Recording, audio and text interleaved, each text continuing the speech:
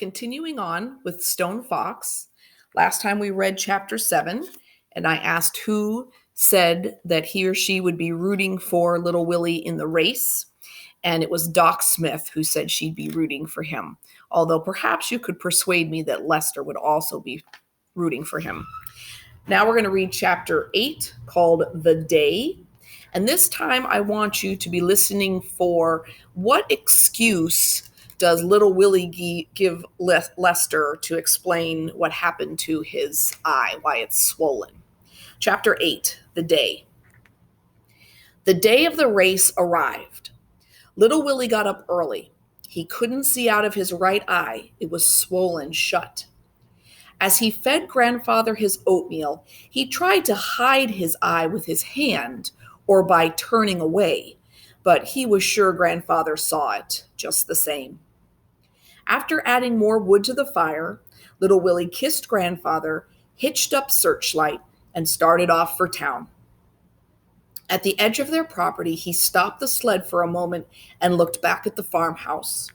The roof was covered with freshly fallen snow.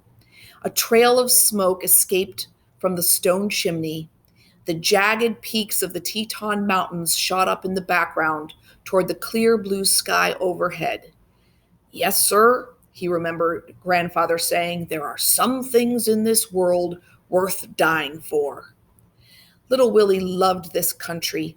He loved to hike and to fish and to camp out by a lake, but he did not like to hunt. He loved animals too much to be a hunter.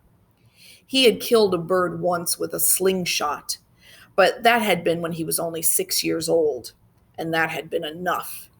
In fact, to this day, he still remembered the spot where the poor thing was buried. Lost in his thoughts, little Willie got to town before he knew it. As he turned onto Main Street, he brought the sled to an abrupt halt. He couldn't believe what he saw. Main Street was jammed with people, lined up on both sides of the street. There were people on rooftops and people hanging out of windows. Little Willie hadn't expected such a big turnout. They must have all come to see Stone Fox. Searchlight pulled the sled down Main Street past the crowd. Little Willie saw Miss Williams, his teacher, and Mr. Foster from the bank, and Hank from the post office.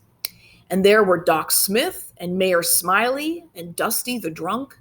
The city slickers were there, and even Clifford Snyder, the tax man, was there. Everybody.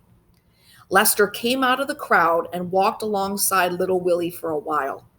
It was one of the few times little Willie had ever seen Lester without his white apron.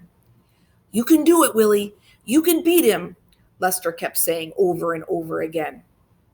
They had a race for the youngsters first, and the crowd cheered and rooted for their favorites. It was a short race, just down to the end of Main Street and back. Little Willie didn't see who won. It didn't matter. And then it was time.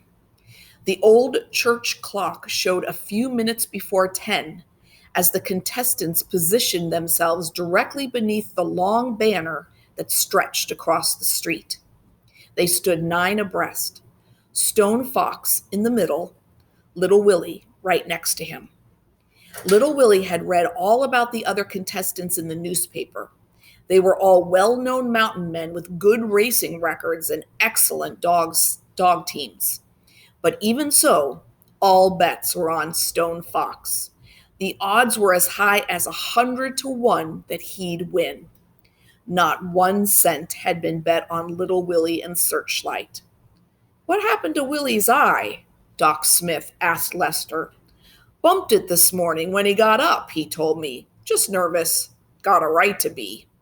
Lester was chewing on his hand, his eyes glued on Stone Fox. Big Indian, he whispered to himself.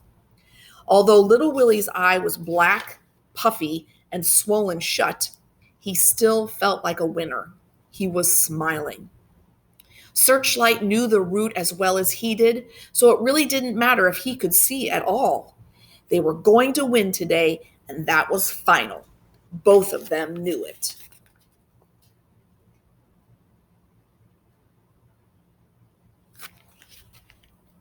Stone Fox looked bigger than ever standing next to Little Willie. In fact, the top of Little Willie's head was dead even with Stone Fox's waist. "Morning, Mr. Stone Fox," Little Willie said, looking practically straight up. "Sure's a nice day for a race." Stone Fox must have heard Little Willie, but he did not look at him. His face was frozen like ice, and his eyes seemed to lack that sparkle Little Willie remembered seeing before. The crowd became silent as Mayor Smiley stepped out into the street. Miss Williams clenched her hands together until her knuckles turned white. Lester's mouth hung open, his lips wet. Mr. Foster began chewing his cigar. Hank stared without blinking. Doc Smith held her head up proudly.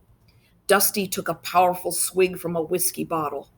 Clifford Snyder removed a gold watch from his vest pocket and checked the time. Tension filled the air. Little Willie's throat became dry. His hands started to sweat. He could feel his heart thumping. Mayor Smiley raised a pistol to the sky and fired. The race had begun.